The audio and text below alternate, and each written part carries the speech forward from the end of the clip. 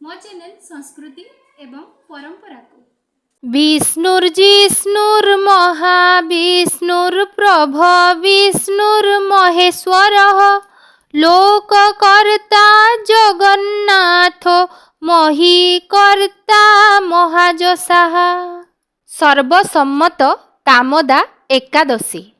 कामदा एकादशी चैत्र मासर शुक्ल पक्षरे पालन करा जाए। एहा हेउछि वैष्णवंक कामदा एकादशी। भगवान विष्णु एही दिन उपवास करती। विश्वास करा जाए जे कामदा एकादशी को पालन करी जणे समस्त असुविधारू मुक्ति पाई थाए।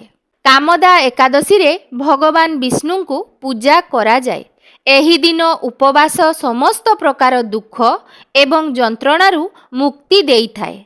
विश्वास करा जाए जे भगवान विष्णु एही दिन भक्तंक असंपूर्ण इच्छा पूरण करती।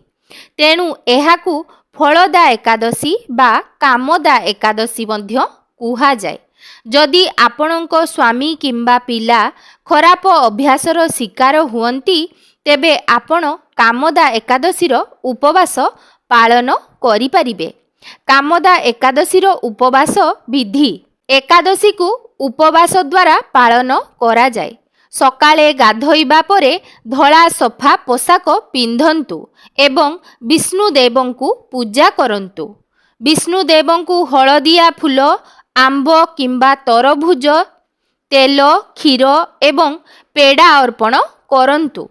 ओम नमो भगवते वासुदेवाय मंत्र जप करन्तु। ब्राह्मणंकु खाद्य अर्पण करन्तु। कामदा एकादशी महात्म्य। धर्मराज युधिष्ठिरंकु भगवान श्रीकृष्ण कहउछन्ति प्राचीन कालरे भोगपुरी नगर रे ऐश्वर्य भरा राजा पुंडरीक शासन करुथिले।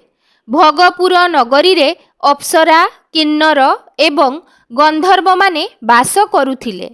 गंधर्व मानक मध्यरु ललिता एवं ललित नामक स्वामी स्त्री अत्यंत वैभवशाली घरे रहुथिले।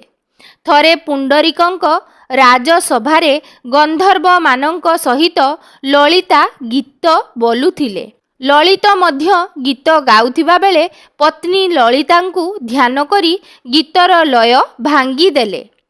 कार्कोट नामक नाग गीतर लयर एपट सेपट हेबार कारण जानिपारी से राजांकु सूचाई देले। राजा पुंडरीक क्रुद्ध होई ललितंकु कहिले मो सम्मुखरे गीत बोलुथिबा बेले पत्नी को स्मरण करुछ। तुमे राक्षस हुओ। तुमे तुम कर्मर फल भोग। पुंडरीकंक अभिशापरे ललित राक्षस होई दुख भोगिबाकू लागिले। जेतेबेले पत्नी ललितांकु जणा पड़िला तांको स्वामी राक्षस होई बण जंगल रे बुलुछंती, से दुखी होई स्वामी को उद्धार करिबा लागी चिंता कले। स्वामी को उद्धार करिबा लागी ललिता स्वामी को पछे पछे जाई विंध्याचल पर्वत रे पहुँचिले। सेठारे श्रृंगी ऋषि आश्रम को जाई श्रृंगी को भेटी ललिता निजर दुख बखाणिले। ऋषि समस्त कथा सुनी कहिले, हे गंधर्व कन्या, एबे चैत्र शुक्ल एकादशी आसुछि, ताहाकू कामदा एकादशी कुहा जाए। एही एकादशी व्रत कले समस्त कार्य सिद्ध होइथाए। एहार पुण्यरु स्वामी शीघ्र मुक्ति हेबे। ललिता विधिबद्ध भावे एकादशी व्रत पालन कले। स्वामी राक्षस मुक्त होई साधारण पुरुष रूप फेरी पाइले। एही व्रत करिबा द्वारा सेमाने स्वर्गलोक प्राप्ति होइथिले।